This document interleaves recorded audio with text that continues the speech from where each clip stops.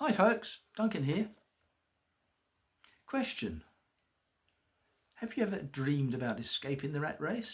Maybe buying a bit of land, living the good life? Well, my wife Judy and I actually did it. Yes, I know. Mad. Anyway, at the time, of course, it all seemed perfectly reasonable. You know, how hard can it be?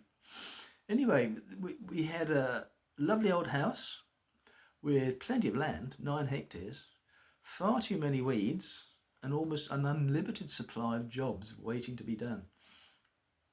But over the next 26 years, we grew vegetables, planted orchards and trees, dug drains, laid irrigation, went organic, and slowly began turning the place into the little patch of paradise we'd imagined. Not that it always behaved like paradise.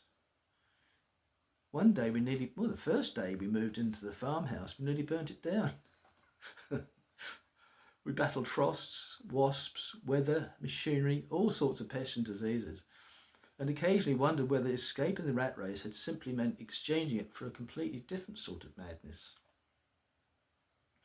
And then somehow along the way, we wanted to produce a barrel of wine for us to drink every year.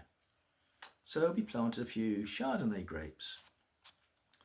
However, those few vines were soon to become a tiny vineyard, against the advice of experts, of course. It eventually produced gold medal winning wine that travelled far further around the world than we ever expected it to. It even graced the tables of royalty in fine restaurants. There, see? I wrote the whole mad adventure down in this book, The Tiny Vineyard That Defied the Odds. I'm going to share little snippets of our story with you and tell you what the successes were, the disasters, the ridiculous moments, and quite a few things we definitely wouldn't recommend trying at home.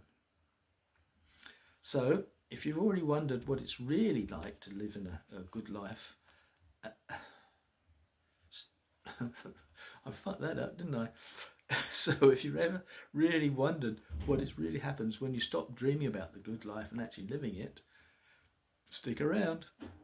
It could get interesting.